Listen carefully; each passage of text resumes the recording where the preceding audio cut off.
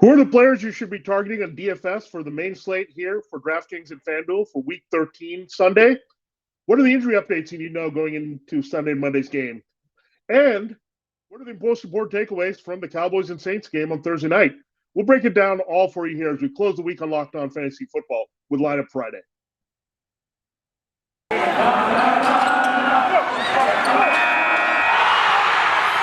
You are Locked On Fantasy, your daily NFL fantasy podcast. Part of the Locked On Podcast Network, your team every day.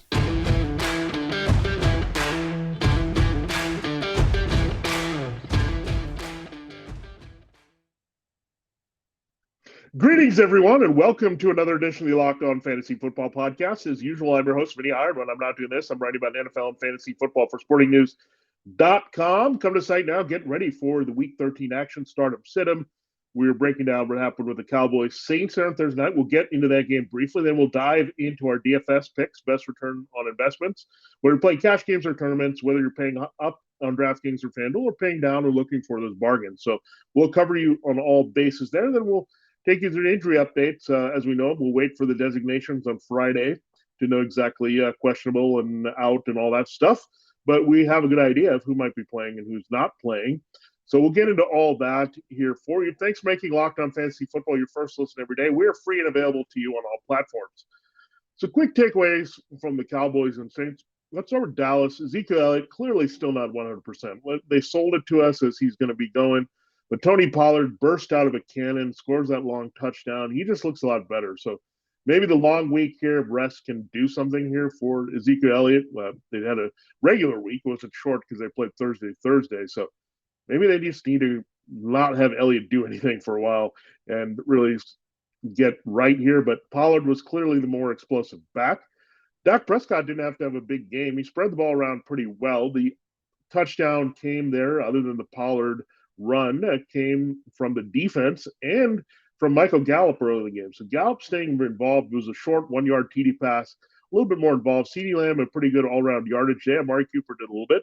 Dalton Schultz a little bit there. But the Cowboys didn't really have to have high volume of the passing game. They didn't really produce much in the running game. But when you score on defense and you have a long run by your backup running back and you kick a lot of field goals and the other team's not doing much, you're not going to have a lot. So Dak grinded through that game. Ugly ball he threw late for an interception to Marshawn Lattimore. So not one of his best efforts. Dak is kind of in that Patrick Mahomes midseason slump, except a little more late season. Not well for fantasy football here. So concerns there. But the Cowboys defense shut up here. Trayvon Diggs with another pick. They got a defensive line touchdown as well, intercepting Taysom Hill. Now, despite those four interceptions from Taysom Hill, he had a big game as well. He had 100 yards rushing. He had a touchdown passing. So he got it done through his legs, and we knew that. That was the biggest way he was going to score fantasy points and be viable. So he started for Trevor Simeon. He got the rushing numbers. Really was started off slowly in the second half. But third and fourth quarter, it was all about his legs and getting it done. Unfortunately, his passing let down, or he could have had a really big game in this one in garbage time. But the garbage time never came here because he kept throwing picks. Every time the Cowboys were up 20-10, eventually one of them exploded into a touchdown. Then they didn't do much else, and the Cowboys ran out the clock. So as expected, we knew it was going to be Taysom Hill. He killed the value of Mark Ingram. They didn't rush traditionally. Alvin Kamara was a surprise scratch there. Little Jordan Humphrey, of all the receivers, he's the guy that scored over everyone else. So really frustrating there if you started any Saints other than Taysom Hill, including their defense in this one. So that's all we'll say. Saints are pretty much Taysom Hill. Hopefully when Alvin Kamara comes back, you can trust him. Ingram had tough sledding here against the Cowboys defense. The game script didn't help either. He got thrown the ball, didn't really work out. So interesting, you had Deontay Harris make the long touchdown. That really boosted Taysom Hill's value. I mean, it was not much that Hill did on that, but he got a second touchdown there on a 70-yard garbage play. So at least you got that. But Taysom came through, but Harris and Traquan Smith and Marcus Callaway and now little Jordan Humphrey in the mix. Hard to know where to go as Saints wide receivers. And we need Kamara back badly. And maybe he'll get a long week of rest and also come back here. They need him. And we miss him a lot in fantasy. And so we hope he's good and good to go here going forward. All right, let's start at quarterbacks in DFS. Dak Prescott didn't come through. Taysom Hill did. Let's see who's going to come through for us here in the DFS format. Tom Brady is the first guy I'm looking at. 7,200 DraftKings, 8,100 on FanDuel. Good values there. Good matchup against the Falcons. He rips the Falcons. It's a controlled environment in a dome. No Antonio Brown. On top of the injury, he's now got the COVID vaccination fake thing, which is very annoying. But he's not out there. But Rob Gronkowski has been dominant. Mike Evans is overdue for a big rebound game. So is Chris Godwin. So Brady should be locked and loaded with those guys. It was the Leonard Fournette show last week, but I think it's going to be more of the Brady show this week. Positive touchdown regression for Brady, the leader so far. Justin Herbert, I also like. I think they're going to have to throw a ton. The Chargers, the Bengals should play with the lead in that one. Justin Herbert dueling Joe Burrow. I don't really have Joe Burrow here because of Joe Mixon in the running game, but 6,700 for Herbert, 82. I think he's going to throw quite a bit there. DraftKings and FanDuel value. Carson Wentz, again, can stay hot. 6,100 on DraftKings, 7,500 on FanDuel.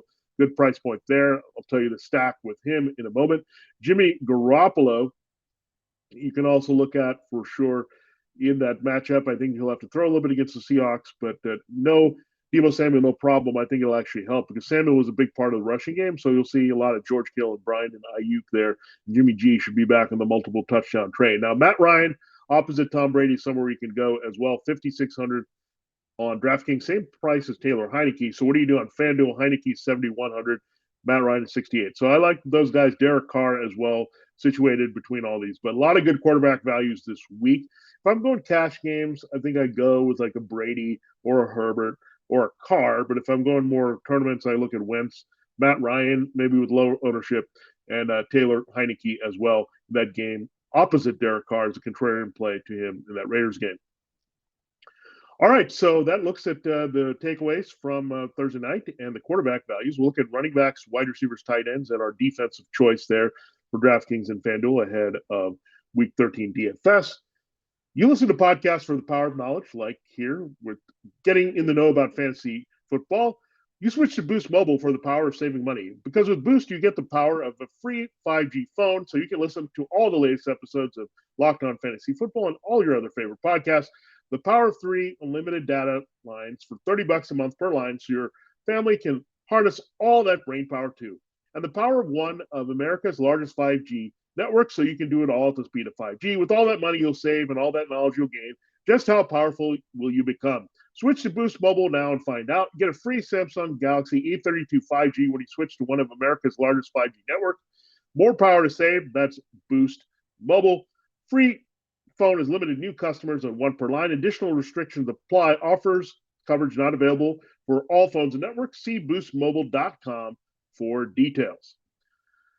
This episode of Locked On Fantasy Football is also brought to you by Built Bar. This holiday season, grab the protein bar that tastes like a candy bar, or even better than a candy bar, Built Bar. Filled with so much holiday goodness, rich with decadent flavor, covered in chocolate, but amazingly low in calories, sugar, net carbs, and fat, and high in protein. You get the best of both worlds, delicious and healthy.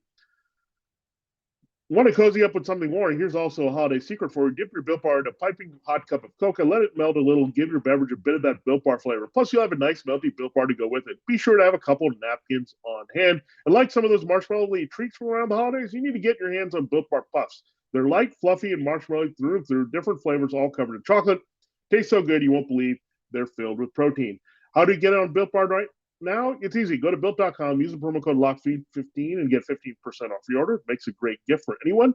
Their stocking stuffer, whatever you want to do with Built, you'll take care of everyone, and they'll make them happy this holiday season. So all you have to do is go to Built.com, use the promo code LOCK15, get 15% off your order. All right, time to continue the show looking at running backs, wide receivers, tight ends, and defenses and DFS, our core players that we're looking at.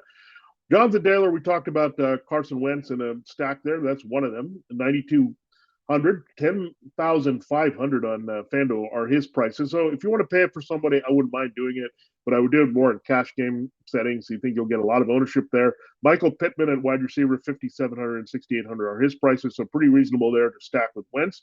But I also don't mind a Wentz-Taylor combination against the Texans either. People don't always do that, but I think if you go Taylor and cash, you can put Wentz there. I think in tournaments, you go Wentz and Pittman. Joe Mixon, I also like in cash. 8,100 there. Save 1,100 on DraftKings to Taylor to Mixon. 9,400 on FanDuel. There, Joe Mixon just crushing it. The Chargers' run defense is terrible. They've been feeding him nonstop here. Big games against the Raiders and Steelers. Weak run defenses. I don't think they're going to change that game plan as the Bengals are winning and should, again, be positive game script and have the Chargers chase there. I also look at James Conner, 5,900, 7,300 here. Good prices for him coming off the bye, playing in Chicago. Still no Chase Edmonds in that game. Kyler Murray's back, but I think that only helps Conner's value because they'll move the ball and put it in scoring possession a little bit more this week. Antonio Gibson is the value of the week to me. This is an incredible value, especially when J.D. McKissic is dealing with a concussion. His price went up there before what happened on Monday night. What we saw, Gibson was a workhorse there on Monday, was very productive. McKissic had the 2 touchdowns, but he came out of the game with a concussion. So that should point to Gibson getting more work in the passing game. The Raiders have stunk against the run here of late. They gave up that big game to Joe Mixon a couple weeks ago. The Cowboys, the combination of Elliott and Pollard went off. So the return on investment could be incredible for Gibson here. So Gibson, I think, is a must play. I don't care whether you're in cash games or tournaments. That price is too good, 5,700 and 6,200.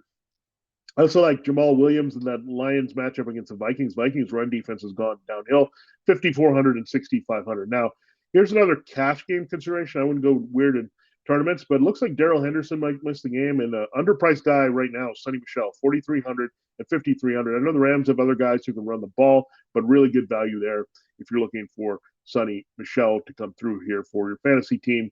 Should Henderson be out, he's a good, easy plug and play there. So a Gibson Michel lineup would give you so much flexibility, and you could pay up for Brady and some other guys, including this next guy, wide receiver, Cooper Kupp. He's 9,000 on either site, DraftKings and FanDuel. Cooper Kupp has been undervalued. He's overdue for a big game here. I think they got to go back to basics. I know it's been a lot of Van Jefferson and Odell Beckham Jr. without Robert Woods, but Kupp is the bread and butter. You got the Jaguars this week. He can destroy them, so good to value there. So Brady, Kupp, I know it's not an exact stack there, but in cash you can do that if you go Williams and Michel. I also like combining Brady with Chris Godwin, like the Wentz-Pittman combination. 6,600 and 7,600 are Godwin's respective prices on DraftKings and FanDuel. If you're going Derek Carr, you can also go with Hunter Renfrow, 5,800 and 6,400. Excellent prices for him. He's red hot. And Brandon Ayuk also back in the offense with 2 big games. No Deebo Samuel. Good stack with Jimmy Garoppolo at 5,600 and 7,000. Now, Pat Ferrymuth, there was concern that he may not play with a concussion, but he's practiced in full for a couple days, so he should be good to go here. And I love the prices. 4,200 for him on DraftKings, 5,400. The Ravens are really giving against a tight end. I think the Steelers will play rather well in that game at home to keep it close. So Ferrymuth should get in the end zone again.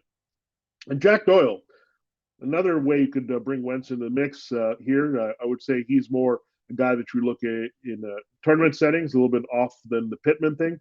But 3,300 and 5,000 are the prices for Jack Doyle. Very good there. So Ferrymuth and Doyle are where I'm going to look for the tight end values this week. If you want to pay up, I think I would go up to Rob Gronkowski and pair him with Brady this week. Vikings are my sole and only recommendation that you need to look at here. 3,200 on DraftKings, 4,600 on FanDuel. Love them a lot this week for that value against that Lions offense. I know they might give up some rushing yards, but Jared Goff can always be good for some turnovers, and we know the Lions just simply are not scoring offensively, period, this season. All right, thanks again for making Locked On Fantasy Football your first listen every day. We're free and available to you on all platforms.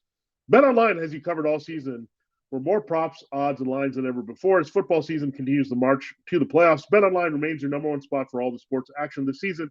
And our new updated desktop or mobile website is signed today and receive your 50% welcome bonus on your first deposit. Just use our promo code Locked On to receive your bonus. From basketball, football, NHL, boxing, and the UFC, right down to your favorite Vegas casino games, don't wait to take advantage of all the amazing offers available for the 2021 season. BetOnline is the fastest and easiest way to bet on all your favorite sports. BetOnline, where the game starts. All right, time to close running down the injuries here of week number 13. Let's go do it here. Let's start at quarterback. Kyler Murray going to return for the Cardinals from that ankle injury, fully expected to play against the Bears. So back in your lineups as a QB1. On the other side of things, we have to look for Justin Fields with the ribs injury. He's been limited in practice, so you can see more Andy Dalton on the other side of Kyler Murray starting for the Bears against the Cardinals. Teddy Bridgewater has a tibia injury, but he's been practicing in full. I wouldn't recommend him in fantasy, but he's going to be out there at least facilitating the wide receivers and tight ends of the Broncos in that Chiefs game on Sunday night. Deshaun Watson, what else is new? Missing another game for the Texans. Tyrod Taylor starting there. And a good, decent matchup against the Colts, but don't love him. But if you're desperate, you can go there. Daniel Jones, we'll see about him. 2 limited practice with the neck. They talked earlier in the week of Mike Lennon starting. We'll see if that comes through here. Might take precautions with their young quarterback. Zach Wilson, speaking of quarterbacks in New York, should be good to go with the knee injury. Let's hope he plays a little bit better against the Eagles. It's a really tough matchup, but we want Zach Wilson to at least get the ball to Eli Moore. That game, Jalen Hurts, a little concerned about his ankle early in the week. I don't think it'll affect his running. Good game this week against the Jets. Ben Roethlisberger should be out there. That helps the receivers there, Deontay Johnson, Chase Claypool, and Pat Freiermuth, who we mentioned in DFS, so he's good to go this week. The Bears are probably going to be without Damian Williams. I didn't love David Montgomery this week, but if you need him, he's there. And Khalil Herbert will back him up. Chris Evans is probably going to miss a game for the Bengals, so if anyone comes in there for Mixon, it'll be Samaj Pirine, but you can't trust Pirine with the volume of Mixon is getting. DeAndre Swift is going to be missing the Vikings game. We talked about Jamal Williams. He's a pretty strong backup here. We told you to back up Swift with Williams. He can come through this week. Melvin Gordon is apparently 50-50 to play in his game against the Chiefs, shoulder and hip injuries. So that could be big-time Javonte Williams. And if Gordon's out, Javonte Williams is a must-start with RB2 sensibility and RB1 upside. David Johnson may miss a game here for the Texans. So it could be a lot more Rex Burkhead. They've already said goodbye to Philip Lindsay and Mark Ingram. So we'll see if that backfield changes up a little bit here with David Johnson potentially missing game. James Robinson should play through another game for the Jaguars with his knee and knee injury against the Rams. Middle of the road matchup. Some people say it's downright tough, but I think it's okay for him to perform if he gets the volume. Josh Jacobs playing through an ankle injury. We'll monitor that, but he should be out there against Washington. He's had a couple of good games here of late. Darrell Henderson, we're watching him with that thigh injury. Sonny Michel could play 2 missed practices. So Henderson is going to be pretty key on Friday to see what he does. Philip Lindsay may be out for the Dolphins. That helps Myles Gaskin in a great matchup there against the Giants. Dalvin Cook is going to miss the game for the Vikings with Alexander Madison starting and getting a big role there. Might see a few other guys touch the ball, but Madison is the man. Brandon Bolden limited for the Patriots. We'll see if that helps Damian Harris and Ramondre Stevenson see more touches against the Bills. Miles Sanders is good to go with his ankle injury. Boston Scott, however, has missed 2 practices with illness. We'll see how it goes there for him on Friday. But Sanders is good, and Jordan Howard is out. So Sanders is a great play against the Jets, especially if Scott joins Howard on the shelf. Elijah Mitchell is someone we can look at as well. He's fine. He's rested, good to go. Don't worry about the finger there. Jermichael Hasty might return. Trey Sermon, however, may not, but it's still the Mitchell show against Seattle. Alex Collins limited in practice there in that Seattle 49ers game. Rashad Penny now practicing at full.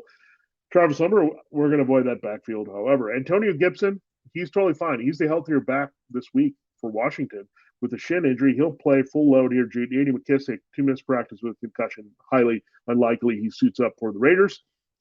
And wide receiver DeAndre Hopkins expected to return from his hamstring injury for the Cardinals against the Bears. The Ravens should have Miles Boykin back, but we'll see about Devin Duvernay. He might be out for that game, which should help Marquise Brown, Rashad Bateman, their targets. Allen Robinson looks like he'll miss another game for the Bears with a hamstring injury with 2 missed practices. Marquise Goodwin also should be out. So that really helps Darnell Mooney and the key targets. They're probably from Andy Dalton over Justin Fields. The Bengals might be without Auden Tate and Mike Thomas, so more targets for their primary guys. They're Jamar Chase, T. Higgins, and Tyler Boyd. Brandon Cooks, we'll watch him. He has an illness, hasn't practiced a couple days. Let's hope he's good to go there for the Colts. Deshaun Jackson got downgraded, so we'll see about him. He's a speedster, so the calf injury could affect his availability for the Raiders against Washington. Odell Beckham Jr. was added there with no practice for the Rams. We'll see about him. Ben Skowronek should be available, so more reason that you might like Kupp and Van Jefferson this week. Jalen Waddle, every week play, glute, he should be good to go for the game against the Giants this week, so good stuff there. Preston Williams is good to go as well to help the Dolphins. And Tua Gunnar Oselsky will play for the Patriots. Sterling Shepard could return with his quad injury. Got a limited practice there on Thursday, see if he goes. Kadarius Toney, however, oblique and quad injury, is probably going to miss another game. John Ross has missed 2 practices as well. Now, Corey Davis looks like he's out again. It's not a great matchup for the Jets if he plays with Darius Slay on the other side, so be prepared to be Corey Davis, bumping up Eli Moore's value. Devonta Smith will play in that game with his illness. Chase Claypool, good to go with his toe injury for the Steelers against the Ravens, full practice. Deebo Samuel, we mentioned this many times. He's going to miss the game for the 49ers with his growing injury, so more Brandon Ayuk and George Kittle. DK Metcalf is fine here, and he's good to go with the Seahawks.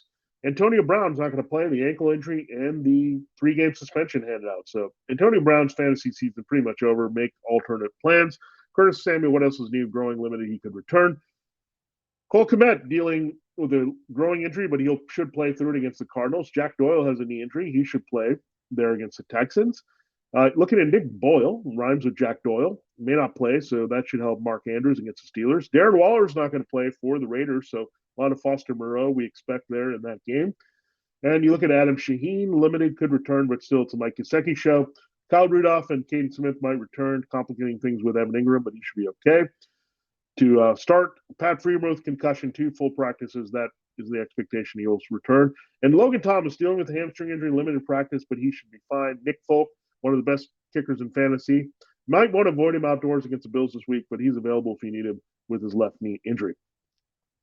All right, there you have it. There's a breakdown of all the injuries you need to know here for week number 13 in fantasy for Sunday and Monday's games. We also did DFS, takeaways from Thursday night. All that's left is starting to win on fantasy football here on Sunday and Monday. Thanks for making Locked On Fantasy Football your first listen every day. Our next episode will be Roundup Monday. We'll look at all the takeaways from the Sunday games and transition there to pick up Tuesday with our waiver wire look for Week 14. Now make your second listen Locked On Bets, your daily one-stop shop for all gambling needs.